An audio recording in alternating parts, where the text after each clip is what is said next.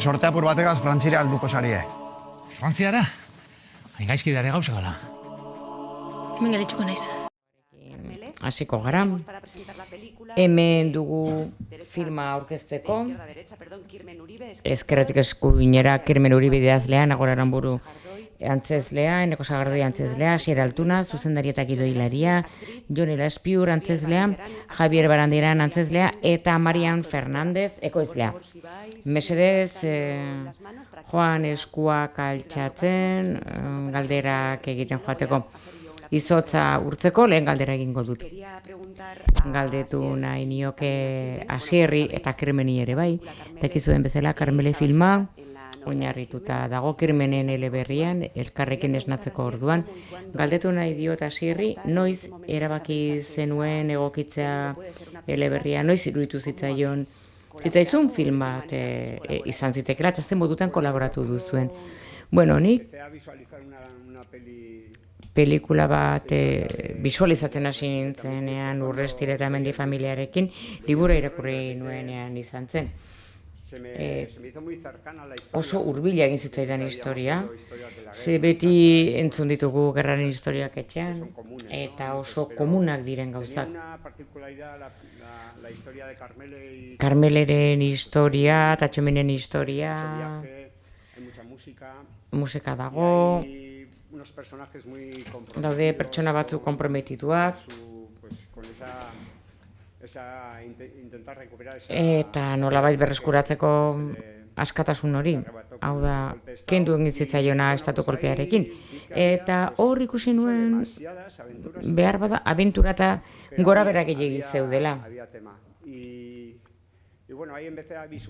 Eta hor hasi nintzen filma visualizatzea, eta kosta egin zitzaidan gaur aurkezten dugun filmara iristea, ze lanak gehiago izan da kentzea, eta pertsonaien bitartez kontatzea.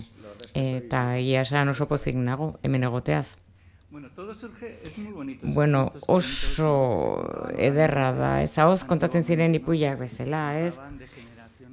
Belaunaldiz handik kontatzen zirenak.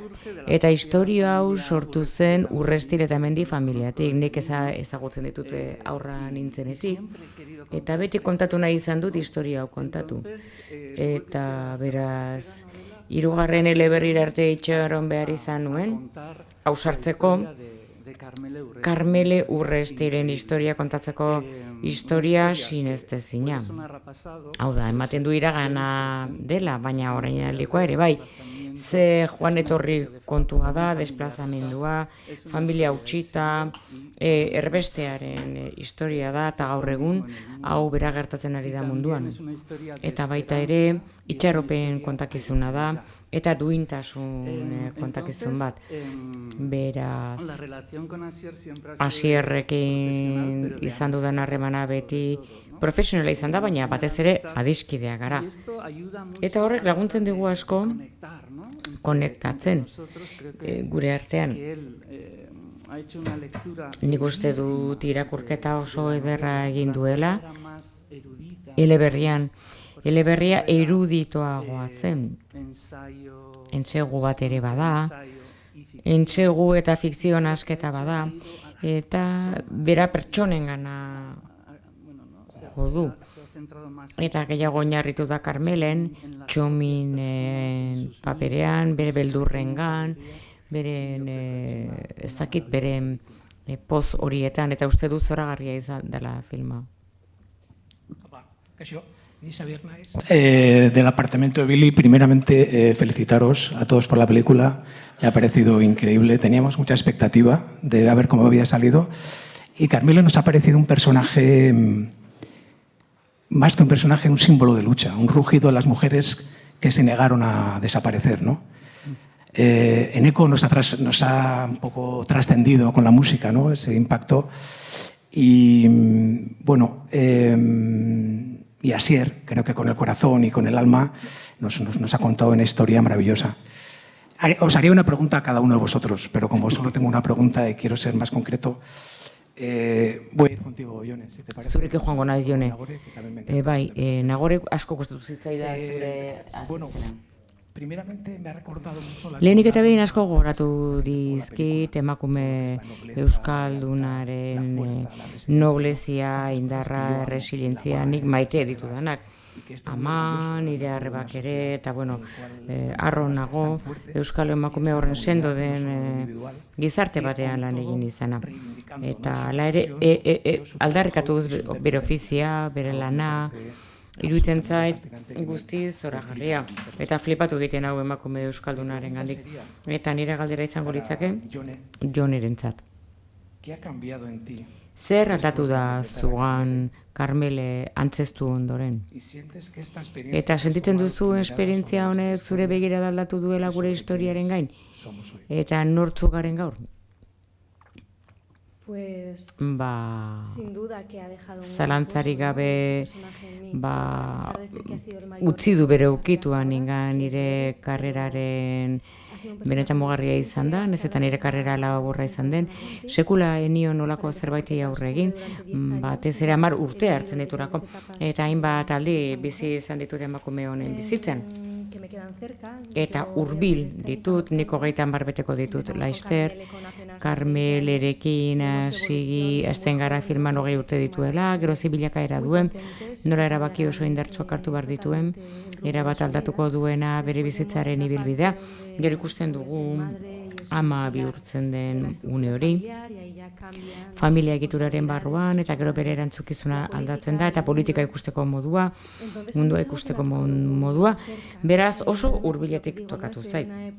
Ni nago orain nire inguruan ikusten dut adiskide asko erabakitzen ari direla bere familia aldatzea, eta batez ere bizi alizatea hori, baina gainera testuinguru komplexu horretara eraman da.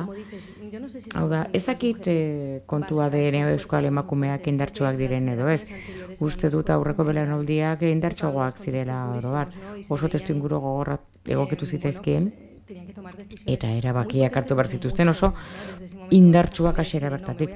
Karmenek erabakitzen du ez hemen gelituko naiz gaixoak sendatzen eta nire familia gandik aldenduko naiz 20 urte besterik ez dituela, ba, pertsonaia hauetan pentsarazi dit nire amona, nire birra amonak, nire amonak oso gogoan izan ditut. Nire amama Amaia alargun gelditu zen 7 seme alabekin eta gurasoak zaintzen. Nire beste amonak bere ikasketak utzi behar izan zituen erabezenean familia enpresaz arduratzeko beraita hil egin zelako. Eta amak ezin zuen enpresa eraman, eta berak eraman zuen. Eta dena utzi behar izan zuen, bera ametsak eta dena. Beraz oso presente izan ditut. Eta beti paper honek eraman nau amonekin asko gogoratzea, eta baita birramonekin ere. Asko pentsatu du beraiengan. Beraz, niretzat ariketa oso garrantzitsua da. Ze batzuetan gelditzen gara gure amonekin, zaindu gaituztelako eta ezagutu ditugu adin batean. Baina lehen beste pertsona batzuk zituen eta ametsak izan zituen eta gazteak izan ziren, erabeak eta maite mindu ziren, borrokatu ziren eta idealak izan zituzten ere bai. Niretzat oso garrantzitsua da horretaz gogoratzea, gure senidea gogoratzea. Atzean gelitzen zaizkigunean. Mesedez saltza besoa, cuando tengáis una pregunta, por favor. Galderarik duzuena, mesedez saltza eskua. Anatzean? Hola, una pregunta. Kaixo, galdera bat Asierrentzat. Esta es una película muy compleja. Filma oso komplexua da. Egiteko orduan garestia. Jauziak ditu denboran, epokako filma lokalizazio askorekin. Ez da ohikoa euskal zineman. Nola izan da, nola eraman duzu superprodukzio aurrera bai egia esan, komplikatua izan da. Eta erronka bat ere bai, ze sekula ez dut horrelako filmarik hain handirik egin. Ekipoa zitz egin behar dut, oso adiskide honak izan ditut inguruan, oso profesional honak. Eta gainera, film hau asko landu dugu. aurre ekoizpen bat egin dugu. Hurrengoak ere nenituzke horrela egin. Filmak ere hori eskatzen zuen. Hau da, musika guztia grabatu behar genuen lehenago, eta horrek eraman gintuen hilabete lehenago dena prestatzea. Hortaz, gainera, badakizu lokalizazioak garaia zaila zela, beraz hori dena aurreratu behar izan genuen. Eta ze gertatu zen azkenean, errodajera eritxe ginela lan guztiak ondo eginda, eta horrek asko laguntzen du, gero, errodajeaz gozatzeko. Baina batez ere, talde lan ikaragarria egin genuen, jantziak, argazki zuzendaritza eta artea, bidaia hori dena kontatzeko. Hau da, herrialdeen artean, bidaia hori beti ere musikarekin bat. Hainbat musika entzuten baitira. Eta oso espazio desberdinak, eta beti ere pertsonaiekin batera lan eginez, beren emozioei lagunduz, koloreen bitartez, musiken bitartez, eta batez ere, hori dena, esan nahi dut, testu inguru baten antzekoa dela, testu inguru zinematografiko oso interesgarria, herrialde aldaketa, espazio aldaketa, egoera aldaketa inkonplexuak, baina aldi berean fokua jartzen pertsonaiengan. Eta hori da pixka batekin dugun bidaia.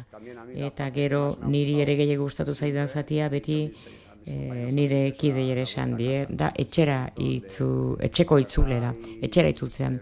Hau da, hor pixkat kontatzen da pertsonaien bitartez beldur horiek, egoera konplexu horiek, eta erabaki horiek hartu beharrekoak hain sendoak. Eta uste dut bidaia komplikatua izan dela, baina aldi berean oso elegantea, dotorea eta denbora izan dugu, postprodukzioa egiteko asko zaindu dugu, soinua ere bai, beraz filma astiro eginda, poliki eta privilegio bat izan da luxu bat.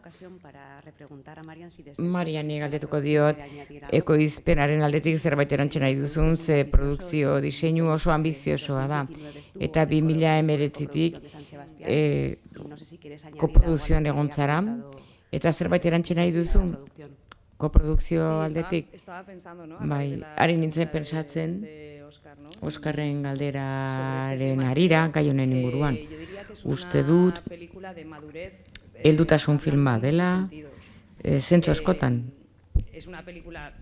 Filma erakusten du bere zuzendarien heldutasuna noski, hau da, Asierrenekin, nik azken urteetan berarekin lan egin dut, beraz, ikusi dezakegu bere heldutasuna, eta emango dieten sariagatik Telmorita Asierri 20 urte daramatelako bere haupatxe beste filma egin zutenetik, sari emango zaie bihar. Baina filma hau pixkanaka heltzen joan da, Maialenek esan duen bezala, duela 7 urte egon ginenetik, Kanen pitxina aurkeztu genuen foro batean,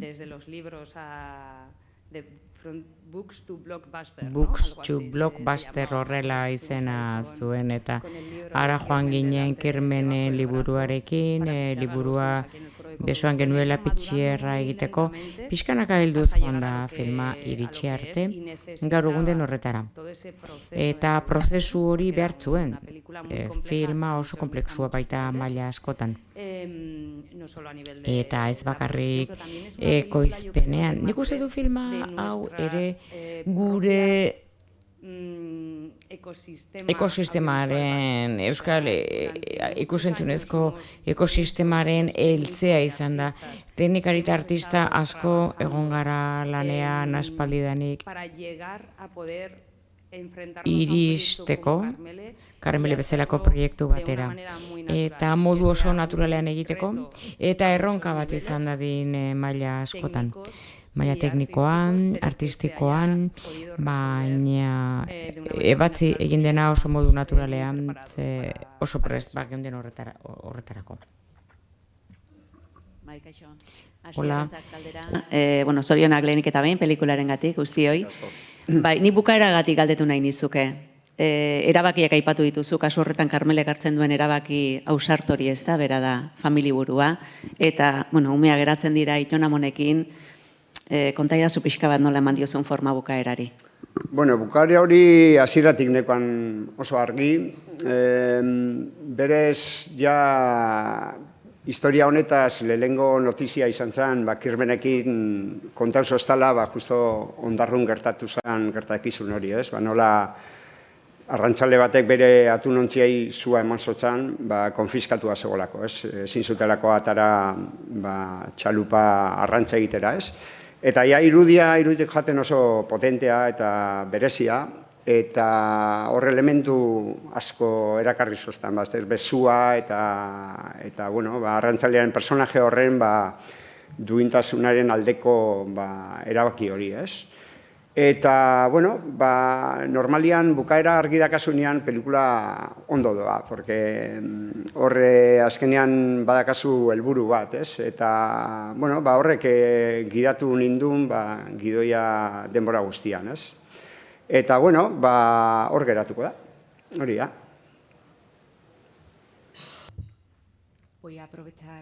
Aprobetxatuko dut okazioa, Joneri eta Enekori galdetzeko, baina baita ere Nagoreri eta Javierri.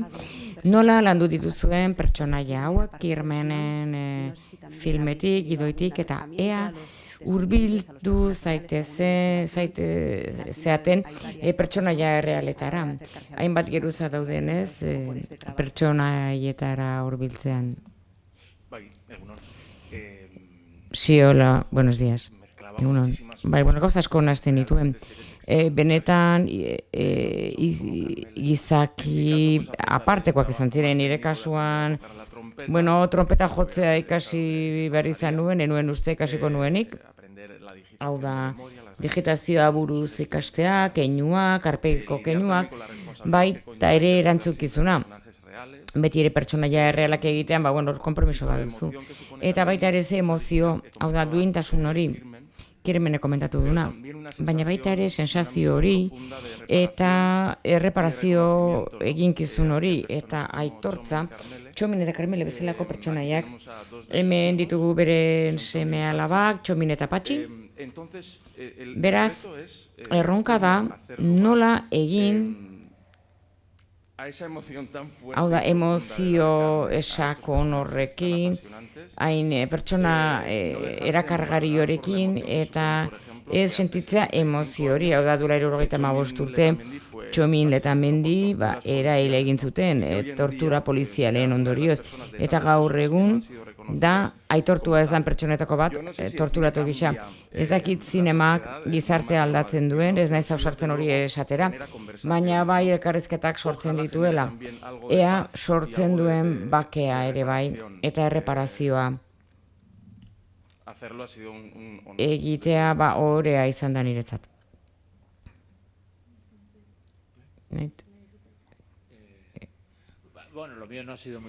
Nirea ez da oso komplikatua izan. Nik, irakurri nuen Kirmenen liburua, ez zegoen informazio gehiagirik Karmeleren aitari buruz, Franziskori buruz. Beraz, ni familia honetan sartu nintzen, Nagorerekin, eta, familiaren parte sartu nintzen. Familiaren kide izan pina bat antzera da indarkeriaren euri jasa hori aguantatu edo jasan nola lortzeko hor egon behar genuen denak elkarrekin bat egin da. Eta hori zen pixka lana, nik uste dut egokitu zitzaigula beste pertsonaia bat egitea, familiarena. Entxe egiten ari ginean, pentsatu nuen, hau egia izan bartzuela, hau da, bi pertsonaia hauek babestu egin behar dira eroi hauek bizitzan. Eta gure lana hori izan zen atzetik joatea eta asko laguntzea, akonpainatzea egin duten lan bikain horretan. Nik uste dut Javi eta nik, horretan, bai. Bai, harrigarria izan da ze lehen momentutik familia giroa sortu zen, txintxua ekoizpenetik beti oso familia mundua sortzen da, beraz, konfiantzazko giro bat zegoen eta lan egin dugu familia sentimendu batekin. Eta familia sortzen hasi ginenean denon artean, batzuten ematen zuen, rolak benetako bizitzara eramaten genituela, eta, zaintzaile batzuk genituela, bizitza herrialan gertatzen diren gauzak, eta gero gaina privilegio handia izan genuen. Hau da, familia ere errodajea etorri zen, ezagutu genuen elkar, eta gure zalantzak aurkizu bariz ahal izan genituen, txaskarrilo txikia kontatu, pasadizoak, kuestioak, lehen, duela gutxi hitz egin genuen, zuen ama, ze genioa zuen, edo ze erabakiak zituen euskararekin, bere larazi digute bere iritzia. Eskerrik asko familiari, alegin gara pertsonaiak errespetuz egiten, alik eta duintasun handienarekin, beti esaten dugu ez gara beraiek izango, hurbildu egin gara pixka bat pertsonaien gana, baina hori ere ez genuen egin nahi, hasieratik argi genuen, gu ari ginen gure pertsonaiak eraikitzen, hori Asierrek argi utzi zigun hasieratik, Asierrek ere dokumentazio lan bat handia egina zuen eta informazio asko elerazia zigun, eta lan osoa izan da, maila askotakoa. Eta ni behintzat oso pozik nago lortu dugun guztiarekin, familia honekin. Eta etxeko lan asko, ze askotan trompeta, bailes baskos, piano, kanto, militantzia politikoarekin eta bere borrokak zuen horrekin, beraz, esaten digutenean disiplina nitza, 80 urte atzera egitea, eskerrik asko, Asier, irakasgai asko gainditu behar izan ditugulako. Galdera bat agur. Hola. Nazioarteko zinemaldi batean egonda, nola uste duzue ikusiko dut dela nazioartetik historio lokal hau, ze bai kritika eta ikusleen aldetik, eta ze ibilbide euki dezake Euskal Herritik kanpo. Eskerrik asko.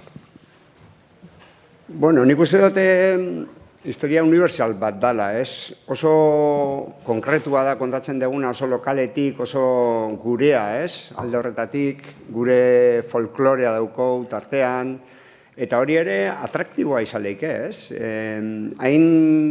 Hainbeste zaindu ditugu detailetxoak, detaiez josita dago pelikula, eta horrek egiten dau, edozein tokitan ikusteko bezalako aukera izatea, ez? Eta alde horretatik, ja festivalak erazidia mobitzen, eta, harrera ona eukitzen nahi da, ez? Argeliako festival batean ikusiko da torren astean, gero Argentinatik ere gonbidapen jaso dugu, eta, hortik ere, ibilbidea egingo duela usten dut.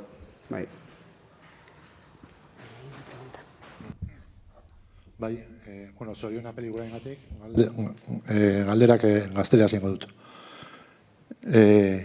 Lehengo, atzo klabatua beritu nintzen, zerrekuan pelikula ikusita gero klabatua.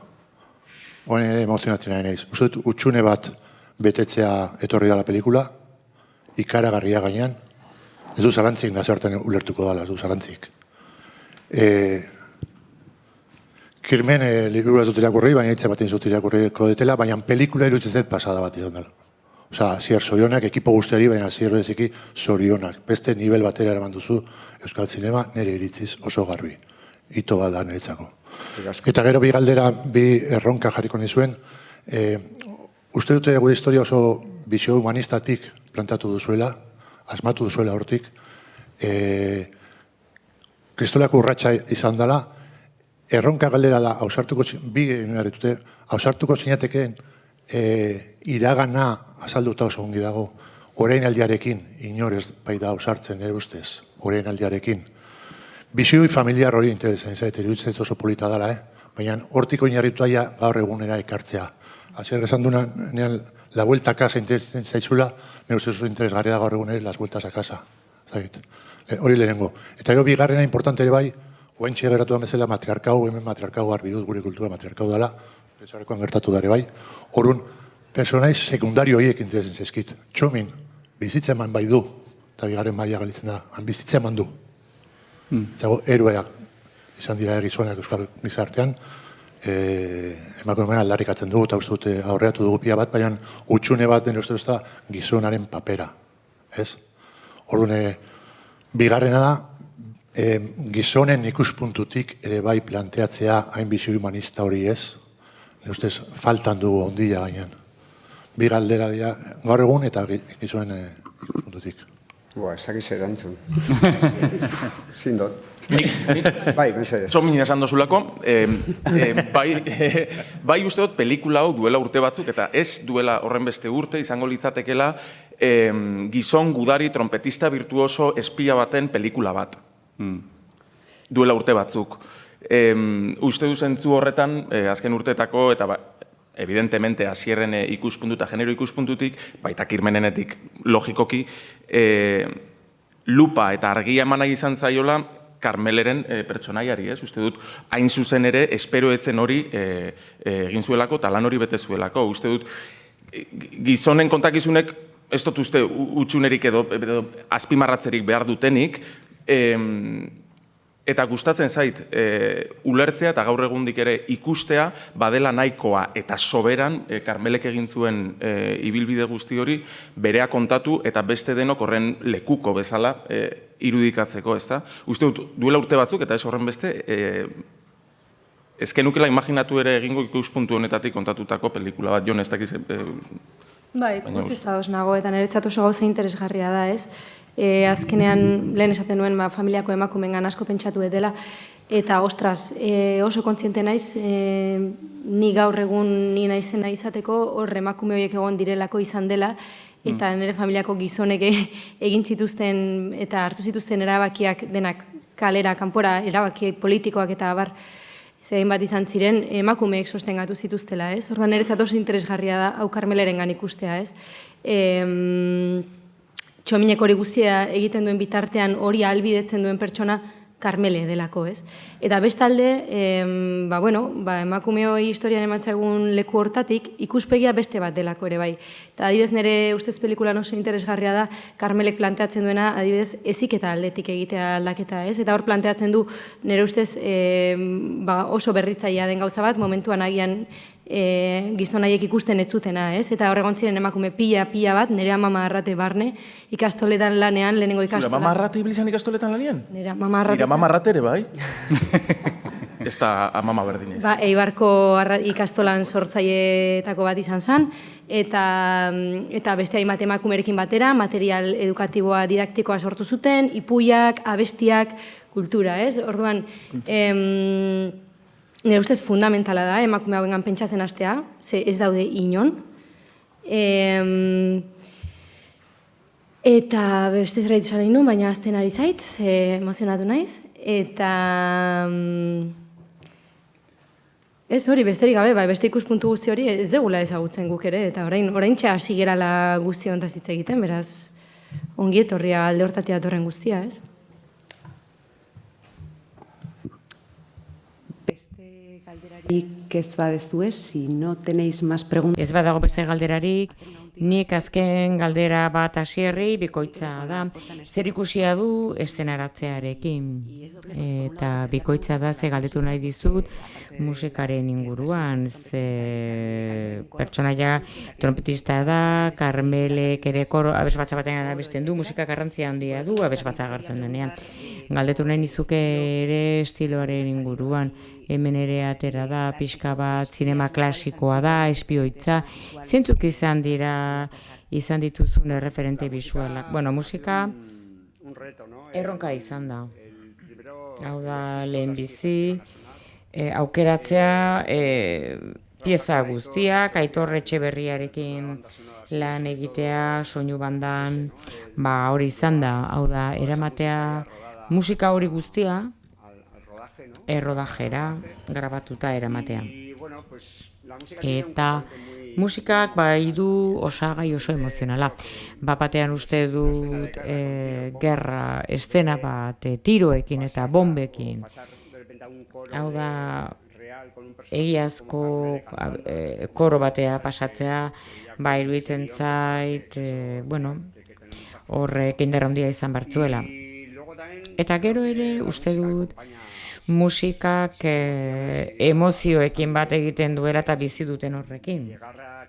Ze Caracasea iristea, batean, gora bera asko bizi izan dituztenean, eta egoera oso komplikatuak, eta iristea leku atsegin horretara, kolorez bizia, seme alabak ezten, saltza horrekin guztiarekin, bueno, pixkat hori behar nuen, ez? Modu klasikoago batean egitea, polita, hau da, zein ondo dauden, gero ja etxean zaudenean, edo egoera komplikatu batean, txomin atxilotuta, bueno, horretaz gogoratzeko, ez? Eta gero, pixka bat alde batera utzita, musika hori, musika klasiko hori, Aitorrek eta ni ados geunden, ez genuela musika sartu nahi, sentimenduak besteko eta bar. Hau da, ez genuen koltsoi gisa egon nahi, hori potentziatzeko. Hori izan da estilo erabaki bat zerikusia duena argazkiekin eta eszenaratzearekin. Hau da, nola kontatuko dugu hau?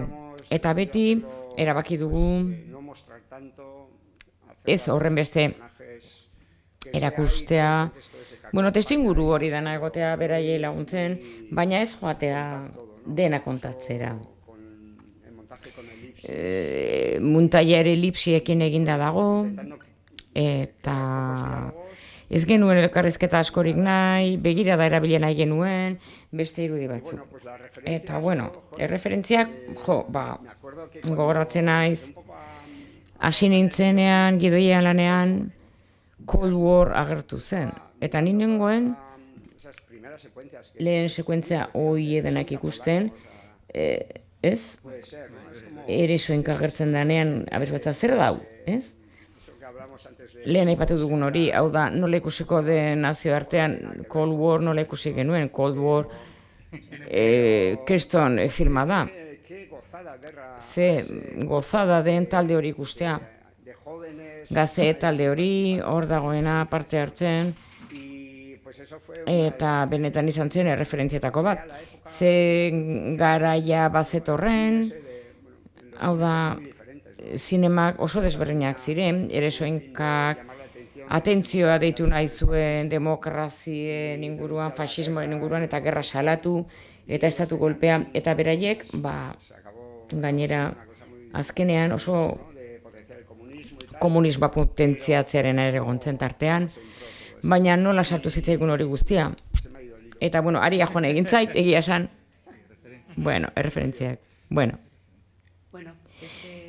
Ez baduzue, mila esker Karmele filmeko taldeari eta Aztoriana Kasierri baitere Biartel morekin jasoko duen sariarengatik. Mila esker. Txalo bat eskatuko dizuet.